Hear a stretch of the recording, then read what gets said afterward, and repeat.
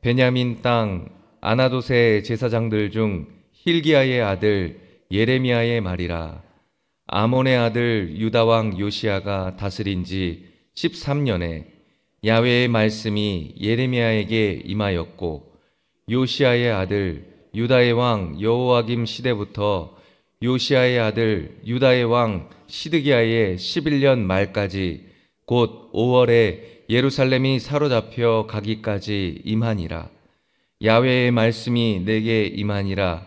이르시되 내가 너를 모태에 짓기 전에 너를 알았고, 내가 배에서 나오기 전에 너를 성별하였고, 너를 여러 나라의 선지자로 세웠노라 하시기로, 내가 이르되 슬프도소이다.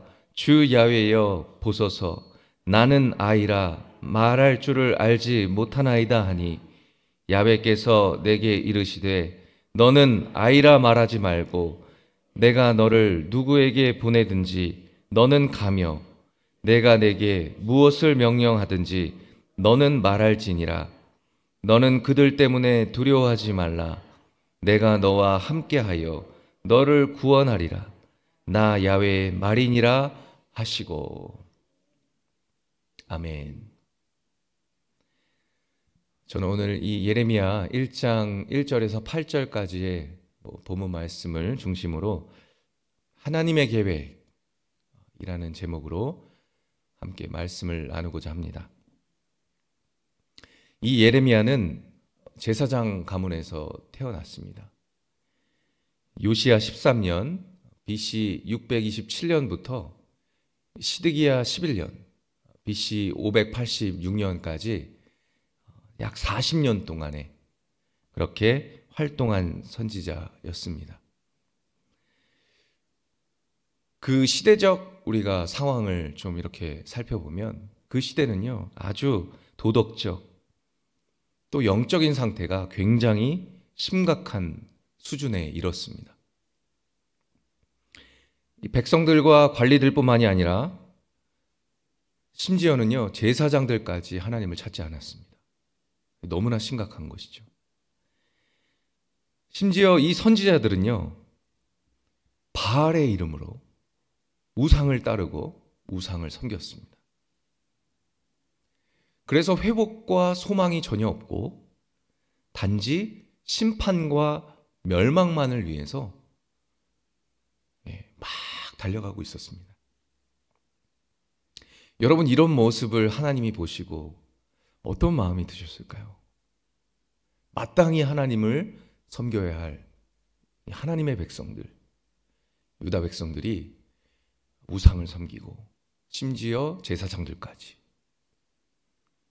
하나님을 등지고 배반하는 이러한 모습들을 볼 때 하나님 마음이 어떠셨을까? 이럴 때 하나님이 어떻게 하셨는지를 오늘 우리가 한번 살펴볼 텐데, 우리가 4절 말씀을 보면 하나님이 한 사람 예레미야에게 임한 모습을 볼 수가 있습니다. 4절에 야훼의 말씀이 내게 임하니라 이르시되, 하나님의 말씀이 누구에게 임했어요? 이 예레미야에게 임했습니다. 이것은 어느 시대나 동일한 하나님의 역사하시는 하나님의 방법이었습니다. 노아에게 그러셨고요, 아브라함에게 그러셨고요, 또 사무엘, 또 침례 요한, 또 모세, 각 시대마다 하나님께서는요, 한 사람을 딱 지목을 하셔가지고요, 그 한 사람에게 하나님의 말씀을 주셨어요. 그리고 그 말씀을 통해서 하나님의 놀라운 뜻과 계획을 보여주셨습니다. 그 한 사람을 구별하시고 하나님의 특별한 일을 위해서 그 한 사람을 아주 귀하게 사용하셨다라는 것입니다. 그 선택받은 한 사람, 그 한 사람이 오늘 저와 여러분이 되시기를 예수님의 이름으로 축원드립니다. 이 지구상에 70억 많은 인구가 있지만, 많은 사람들이 있지만은 하나님께서 여러분을 한 사람으로 인정하셔서 지목하셔서 부르셔서 여러분을 통해서 위대한 일을 이루게 되시는 귀한 도구로 쓰임받게 되시기를 바랍니다. 로마가 심각한 도덕적 부패로 멸망하고 있을 때 하나님께서는 이 한 사람 어거스틴에게 로마서 13장 13절 14절 말씀을 주셨습니다. 함께 볼까요? 낮에와 같이 단정히 행하고 방탕하거나 술 취하지 말며 음란하거나 호색하지 말며 다투거나 시기하지 말고 오직 주 예수 그리스도로 옷 입고 정욕을 위하여 육신의 일을 도모하지 말라. 이 말씀을 주셔서 변화를 이루셨습니다. 하나님은 예레미야에게도 그랬고요. 여러 믿음의 선진들의 삶을 볼 때에 이처럼 암울한 시대에 하나님의 말씀을 선포할 사람을 부르시고 계십니다. 말씀을 통해서 하나님의 위대한 뜻과 계획을 발견하고 그 뜻대로 살아갈 사람들을 부르고 계신다라는 것입니다. 그럼 하나님께서 예레미야에게 어떤 뜻을 주셨을까요? 예레미야 1장 5절 말씀 함께 보겠습니다. 내가 너를 모태에 짓기 전에 너를 알았고 내가 배에서 나오기 전에 너를 성별하였고 너를 여러 나라의 선지자로 세웠노라 하시기로. 여기서 보니까 여러 나라의 선지자로 세웠노라 이렇게 말씀하셨어요.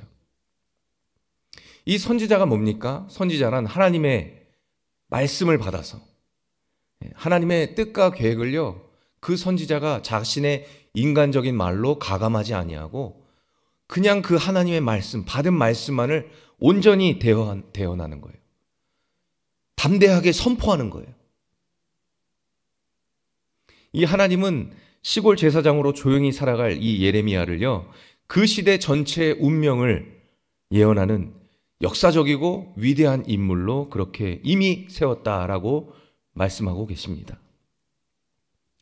하나님께서 예레미야 이 한 사람에게 두신 뜻과 계획은 너무나도 크고 위대한 것이었습니다. 하나님께서 한 사람을 부르실 때는요, 그냥 한 사람 아무나 지목해서 부르는 것이 아니라 그 사람에 향한 기대가 있다라는 거예요. 하나님의 꿈이 있다라는 거예요. 저와 여러분을 부르실 때 그냥 부르신 것이 아닙니다. 하나님의 뜻이 있고 기대가 있고 하나님의 꿈이 있기에 저와 여러분을 부르신 줄 믿으시기 바랍니다. 그것이 하나님 부르심의 특징입니다. 예레미야가 열방의 선지자가 된 것은요, 예레미야가 자기가 소원해서 된 것이 아니었습니다. 자기가 선택해서 된 것이 아니었습니다. 자기의 꿈이나 자기의 이상이 아니었고 자기의 노력의 결과도 아니었습니다. 오직 일방적인 하나님의 주권, 그 은혜로 말미암아 된 것입니다. 그런데 하나님의 부르심을 받았을 때 예레미야는 부정적인 반응을 보이게 됩니다. 예레미야 1장 6절 말씀에 내가 이르되 슬프도소이다. 주 야훼여 보소서. 나는 아이라 말할 줄을 알지 못하나이다 하니. 하나님이 부르셨는데 뭐라 그러냐면 대벌 하는 말이 슬픕니다. 저는요, 아이라서 말을 할 줄 모릅니다. 말을 잘 못합니다. 당시 예레미야는요, 열방의 선지자가 되기에는 너무나 나이가 어렸습니다.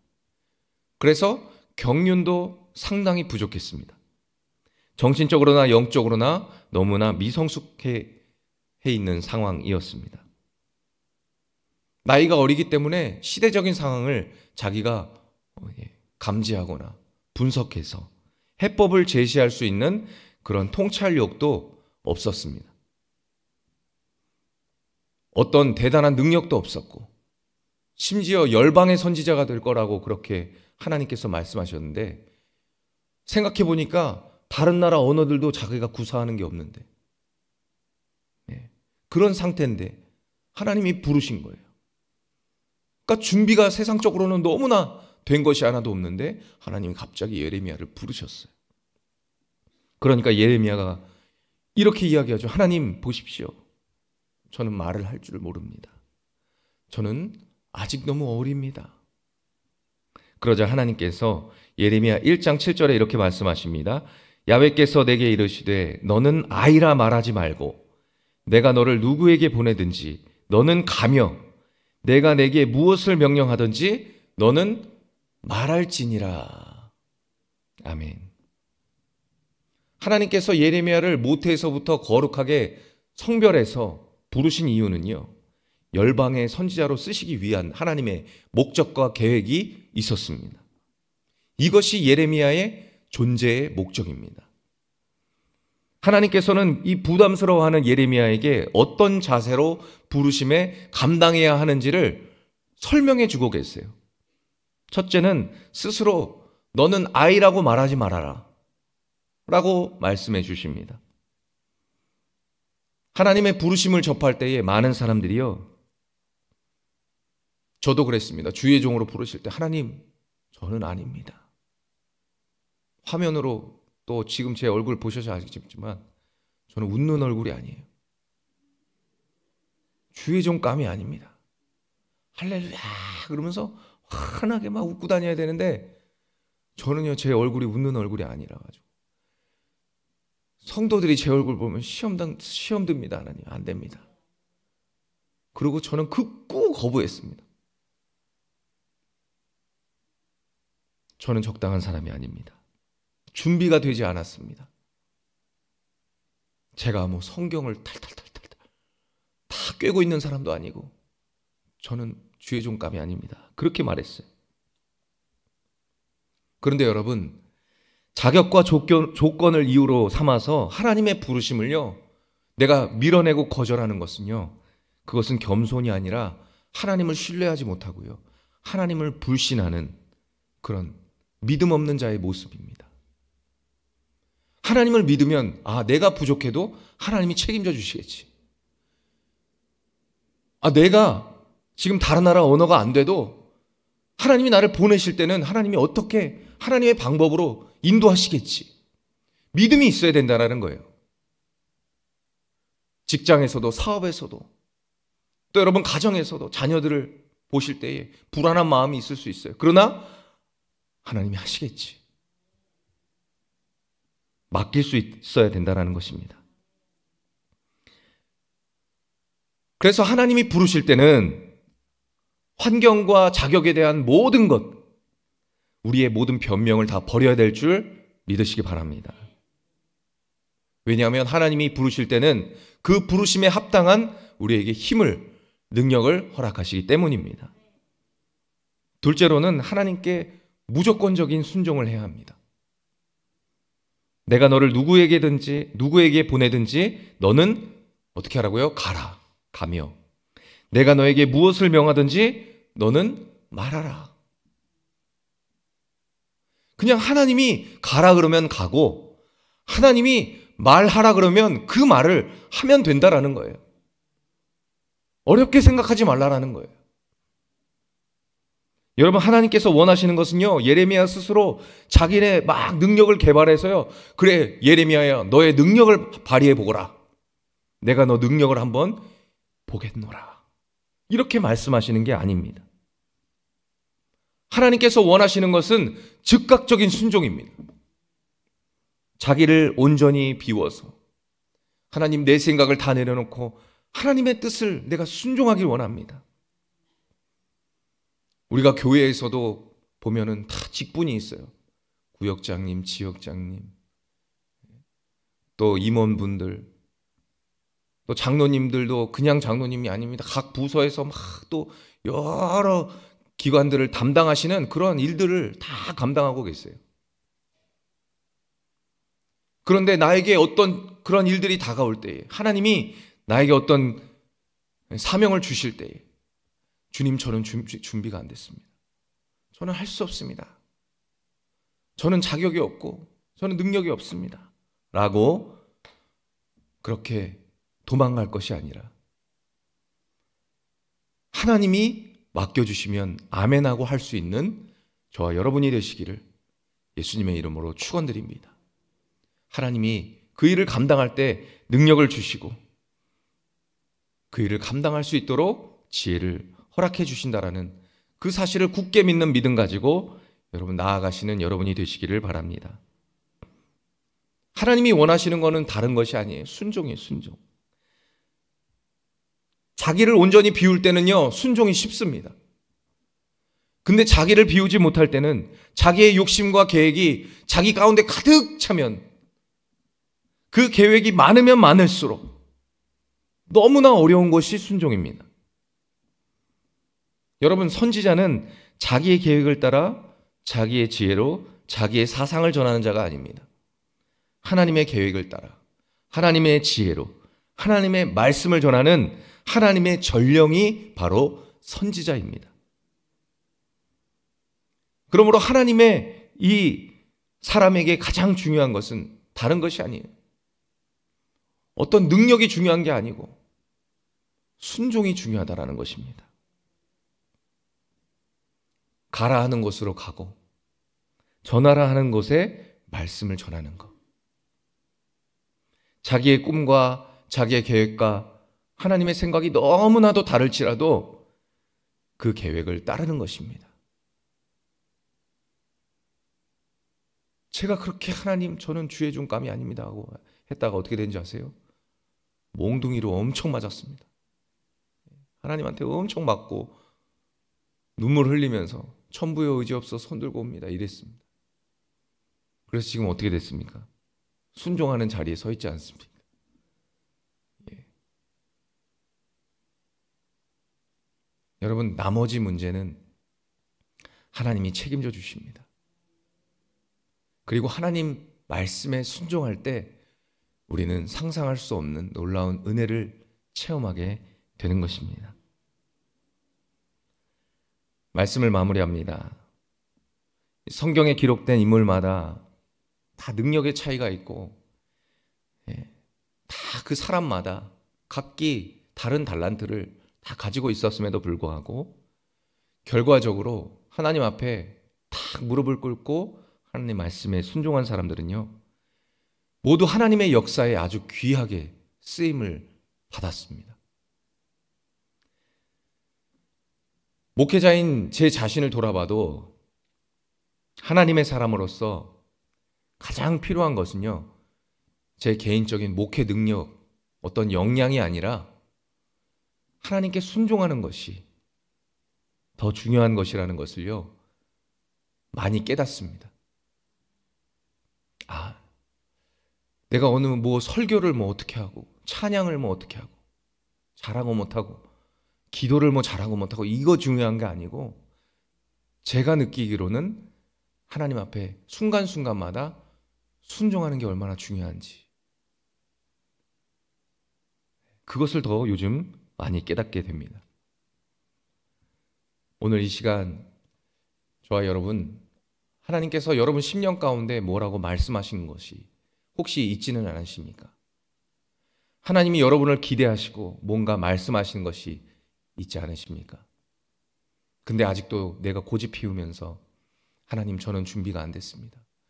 이래서 저래서 저는 그거 일을 할 수 없습니다 라고 아직도 밀어내는 것이 있으시다면 오늘 이 시간 십자가 밑에 다 내려놓으시고 순종하며 하나님의 인도하심에 따라 살게 되시는 저와 여러분이 되시기를 예수님의 이름으로 축원드립니다.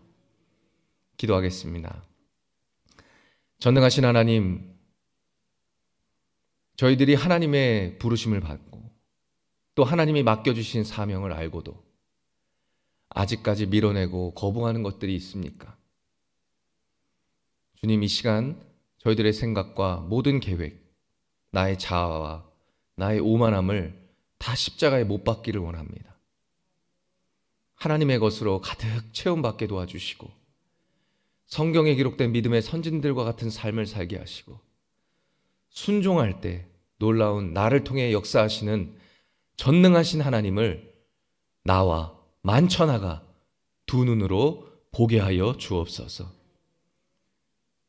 예수님의 이름으로 간절히 기도드렸습니다. 아멘.